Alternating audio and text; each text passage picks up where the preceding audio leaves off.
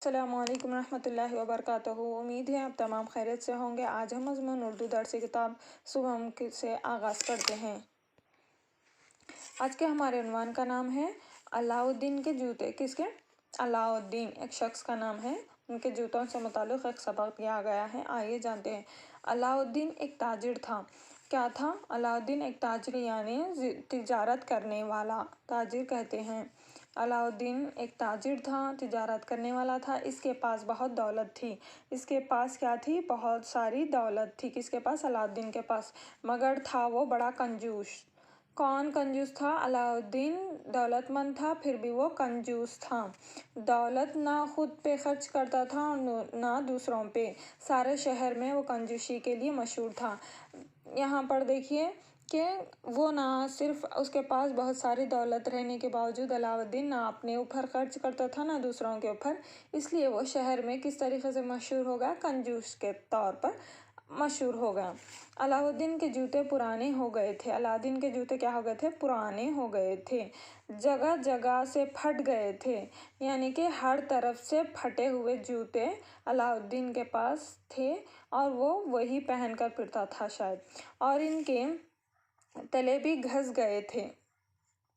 इनके तले भी घस गए थे। वो फटे, हर तरीके से फटे हुए थे और इन अलाउद्दीन के जूतों के तले भी घसे हुए थे। अलाउद्दीन ने कोशिश की कि किसी तरह इन जूतों से काम लिया जाए।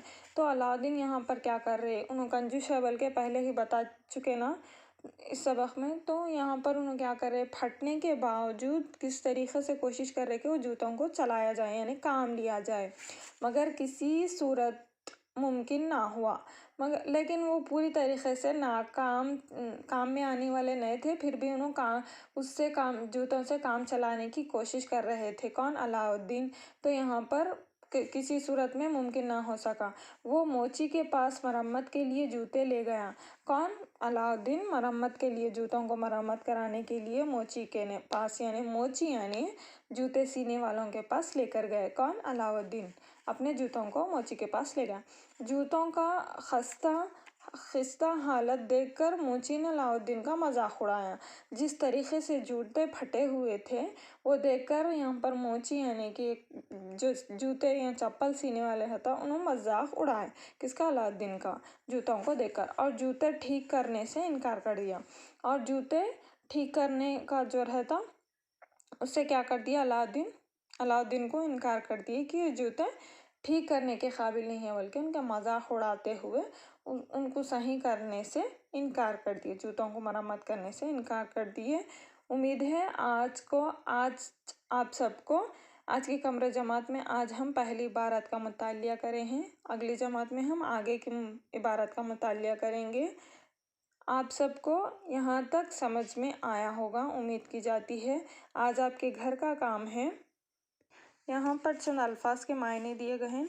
इन अल्फाज के मायनों को पढ़िए और अपनी तहरीरी किताब यानी नोट्स में अच्छी तरीके से बगैर किसी गलती के लिखिए।